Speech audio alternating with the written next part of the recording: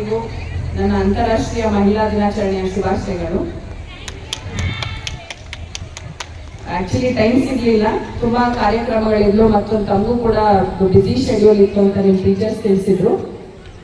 Basically ನಾನು ಹುಟ್ಟು ಬೆಳೆದಿದ್ದೆಲ್ಲ ಬೆಂಗಳೂರು ಸಿಟಿನಲ್ಲಿ. ನಮಗೆ ಈ ಜಾನಪದ ಅಷ್ಟು ಏನಂದ್ರೆ ಬೆಂಗಳೂರಿನಲ್ಲಿ ಜಾನಪದ ಕಲೆಗಳಿರ್ತಿದ್ವು, ಆದರೆ ನಮಗೆ ಅಷ್ಟು ಅವಕಾಶಗಳು ಇರ್ತಿರ್ಲಿಲ್ಲ ಅದನ್ನೆಲ್ಲ ಕಲೀಲಿಕ್ಕೆ.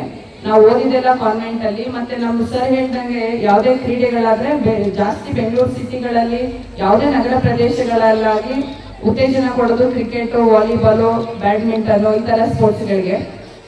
ಸರ್ ಹೇಳ್ದಂಗೆ ಸುಮಾರು ಆಟಗಳು ನಮ್ಗೆ ಯಾವ್ದು ಅಂತ ಗೊತ್ತೂ ಇಲ್ಲ, ನಾವು ಆಟ ಆಡೂ ಇಲ್ಲ ಅದನ್ನ.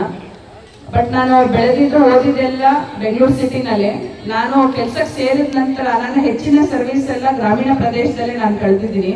ಹಾಗಾಗಿ ಹೆಚ್ಚು ಕಡಿಮೆ ಈಗ ಒಂಥರ ನನಗೆ ನಗರ ಪ್ರದೇಶಕ್ಕಿಂತ ಗ್ರಾಮೀಣ ಪ್ರದೇಶದ ಮೇಲೆ ಒಲವು ಜಾಸ್ತಿ. ಯಾಕೆಂದ್ರೆ ತುಂಬಾ ಸಿಂಪಲ್ ಲೈಫ್ ಇರುತ್ತೆ, ಯಾವುದು ಕಾಂಪ್ಲಿಕೇಟೆಡ್ ಇರೋದಿಲ್ಲ, ಸರಳ ಜೀವನ ಇರುತ್ತೆ. ಆ ಸರಳ ಜೀವನದಲ್ಲಿ ಬಹಳ ಅಚ್ಚುಕಟ್ಟಾಗಿ ಬಹಳ ಅರ್ಥಗರ್ಭಿತವಾಗಿ ನಾವು ಜೀವನನ ಸಾಗಿಸ್ಬೋದು. ಈಗ ನಾವು ಬೆಂಗಳೂರಲ್ಲಾದ್ರೆ ತುಂಬಾ ಯೋಚನೆ ಮಾಡ್ಬೇಕು, ಏನ್ ಮಾಡ್ಬೇಕು, ಒಂಥರ ಯಾಂತ್ರಿಕ ಬದುಕಾಗ್ಬಿಡುತ್ತೆ ನಮ್ಮ ಬೆಂಗಳೂರಲ್ಲಿ.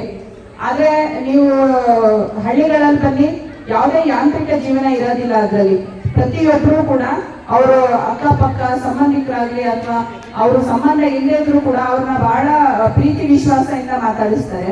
ಇತ್ತೀಚಿನ ದಿನಗಳಲ್ಲಿ ಈ ನಗರ ಪ್ರದೇಶಗಳಲ್ಲಿ ಅಕ್ಕಪಕ್ಕ ಮನೆಗಳಲ್ಲಿ ಯಾರಿದ್ದಾರೆ ಅಂತಲೂ ಕೂಡ ಗೊತ್ತಿರಲ್ಲ ಅವರಿಗೆ. ಆ ದಿನಗಳು ಎಲ್ಲ ಕಳೆದು ಹೋಗ್ತಾ ಇದ್ದಾವೆ. ಎಲ್ಲರೂ ಕೂಡ ನಾವು ಮತ್ತೆ ಹಳ್ಳಿ ಸಂಸ್ಕೃತಿಗೆನೆ ಬರಬೇಕು ಅಂತ ಜನ ಯೋಚನೆ ಮಾಡ್ತಾ ಇದ್ದಾರೆ. ಎಲ್ಲ ವೀಕೆಂಡ್ ಬಂತು ಅಂದ್ರೆ ಎಲ್ಲ ಟ್ರಿಪ್ ಹೋಗೋರಿಗೆ ಏನ್ ಮಾಡ್ತಾ ಇದ್ದಾರೆ, ಎಲ್ಲಿ ಗ್ರೀನರಿ ಇರುತ್ತೆ